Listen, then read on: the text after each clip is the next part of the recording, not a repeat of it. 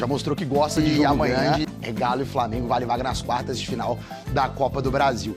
Vamos mudar de assunto agora pra gente falar do Cruzeiro, que também, pela competição nacional na quinta-feira, pega o CRB em Maceió. Pra te lembrar, o primeiro jogo foi 0-0, né? Empate sem gols no Mineirão, por isso o Cruzeiro precisa vencer fora de casa. Queria destacar esses números, Vidalba e Fabrício Bruno, representantes da defesa do Cruzeiro. E aí é pro torcedor cruzeirense ficar otimista, porque a defesa, o sistema defensivo do Cruzeiro, como visitante, tem um desempenho impressionante. No Campeonato Brasileiro, são 6 jogos seguidos sem sofrer gols, como eu disse, fora de casa. É um recorde do Cruzeiro dentro da competição. Nesses 6 jogos, são 4 vitórias e 2 empates. O Cruzeiro do Leonardo Jardim tem ficado bem ajeitado nessa parte defensiva. Agora tem motivos também para o cruzeirense ficar otimista na parte do ataque. Dá só uma olhada, esses números são os jogadores com mais participações em gols na temporada. Ah, Maurício, o que é participação em gol? É a soma dos gols feitos e das assistências, os passes dados para gols. E nesse quesito, o Caio Jorge está brilhando. O líder é o Alan Patrick, do Internacional.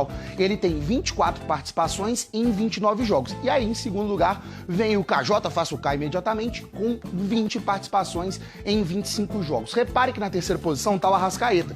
Ele tem 22 participações, só que numa quantidade maior de jogos, por isso ele está na terceira posição. Cruzeirense contando com uma defesa sólida e um ataque eficiente para conseguir a vaga nas quartas de final da Copa do Brasil na quinta-feira contra o CRB, fora de casa. Vamos fazer o seguinte? Vamos girar nossa reportagem. Agora é Toca da Raposa, Giovana Pires. Porque Leonardo Jardim tem até conseguido manter uma base do time titular. Mas eu quero saber, Giovana, boa tarde, se ele vai precisar mexer no time para quinta-feira e como está a preparação por aí. Boa tarde, amiga.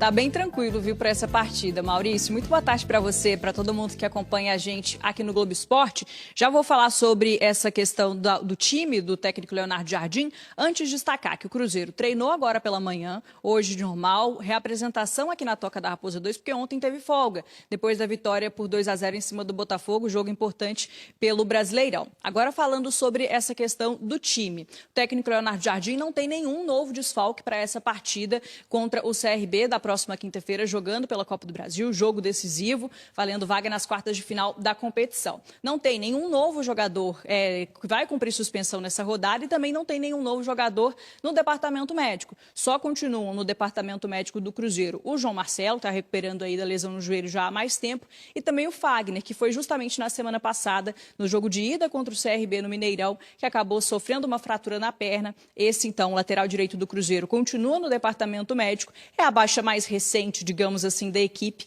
para essa partida contra o CRB. Cruzeiro fecha a preparação amanhã à tarde, aliás, até com um treino aberto para a imprensa, e a gente vai acompanhar mais informações sobre o Cruzeiro daqui a pouquinho no Globo Esporte. Mas, depois dessa vitória diante do Botafogo, o Jardim também valorizou o elenco e falou sobre essa cobrança de reforços e se vai ter reforço ou não vai ter. Vamos ouvir. Vai haver jogos menos bons com o resultado positivo, menos bons com o resultado negativo. E vai haver jogos como hoje, que fomos muito melhores e o resultado foi positivo. Com certeza que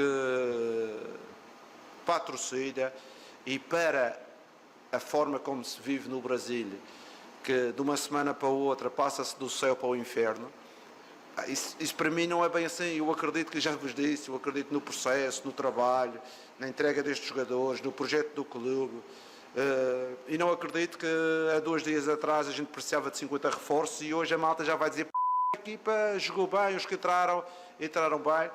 E eu acho que temos é que valorizar a época desportiva.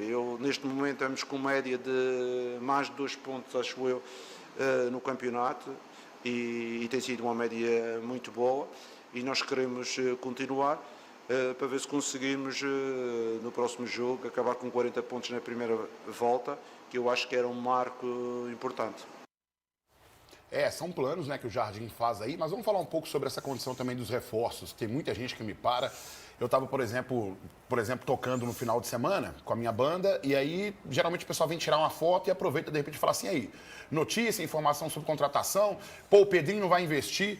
Cara, o Pedrinho fez um grande investimento e chegamos nesse elenco que nós temos. Mas o mais interessante, Bebel, que eu acho assim, é porque hoje, por exemplo, o futebol está muito encarecido também, muito por causa dos diretores de futebol dos times, sabe?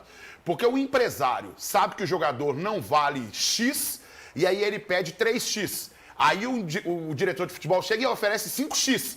que é diferente do Joaquim que está aqui.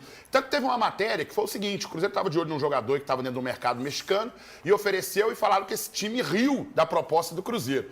Porque antigamente era assim, o cara valia 15 mil, e isso nem o clube tinha divulgado ainda, o time ia lá e metia 50 milhões, um exemplo, né? Valia 15 milhões, metia 50 milhões. O time falava assim, opa, tá vendido, fechado. Não, meu amigo, a negociação começa igual o carro. Tabela FIP é 14, você manda 13, para de repente o camarada pedir 15, você chegar a 14, que é o valor que o carro vale. Então a negociação no futebol tem que ser mais ou menos isso. Tem que parar com esse negócio de superfaturar o mercado, e o Cruzeiro agora não está mais superfaturando, está oferecendo pelo jogador aquilo que o jogador quer. Falando em mercado, tem aí, né, especulações sobre o próximo treinador do América. Agora, Hugão, uma das marcas do Cruzeiro tem sido a defesa. Dependendo, nós vamos falar de Brasileirão, de números também, mas que pode ser a grande chave aí para o jogo de quinta-feira pela Copa do Brasil. Vamos ver. Para se classificar na quinta-feira para as quartas de final da Copa do Brasil, não tomar gol já facilita bem as coisas. E mesmo fora de casa, o Cruzeiro mostra este ano uma segurança defensiva que impressiona. Eu, sinceramente, eu estou satisfeito, estou-me a divertir bastante. A malta, os jogadores têm comprado a nossa ideia, têm sido responsáveis. No Brasileiro, por exemplo, o time não sofre gol como visitante há 6 partidas. Algo inédito na história do clube.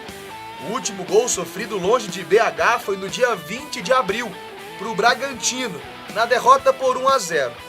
Eu acho que nós temos tido uma postura importante fora de casa, em termos de organização, em termos de atitude, que o futebol é a parte ofensiva, a parte defensiva, é a atitude, é o compromisso entre toda a gente e a qualidade dos nossos jogadores. A melhor marca da equipe era de 1974. Aquele time de Dirceu Lopes, Joãozinho, Palinha, ficou 5 jogos seguidos sem tomar gol fora de casa. Para quinta-feira, a vitória interessa na Copa do Brasil. Aqui no Mineirão, Cruzeiro e CRB ficaram no empate sem gols. Então é depender do ataque, porque a defesa já mostrou que está pronta para salvar o time. Uma zaga que tinha perfume também naquela época, é fácil, né? Mas agora a gente tem que dar muito destaque, sem dúvida nenhuma. Fabrício Bruno, um dos grandes destaques. Vidalba também, camarada, tipo assim, tá sendo muito associado ao Sorin. Eu sempre peço muito cautela, muito cuidado nessa hora dessas comparações, porque os jogadores constroem a sua trajetória. Sorin escreveu sua trajetória aqui. E quem entra tem entrado muito bem também, como é o caso do Jonatas Jesus. E a gente aguarda também o retorno do João Marcelo, que tem uma ótima recuperação também para voltar na mesma pegada. Ótimos números da defesa, porque o setor defensivo também começa pelo ataque, que também ajuda a marcar. A gente vê o Matheus Pereira na entrada da área, dando ali velocidade, marcação. Christian e Wanderson também compactando e dando também essa força também pro Lucas Silva e pro Romero também para poder fazer essa transição rápida. Uma defesa forte também requer um ataque muito eficiente. E o Vidalba, o que me chama a atenção nele, eu no futebol de salão, era um back que antecipava todos. Ele antecipa muito bem. Aí com isso ele ganha um tempo que ele perderia cercando o cara. Então é uma característica ótima dele.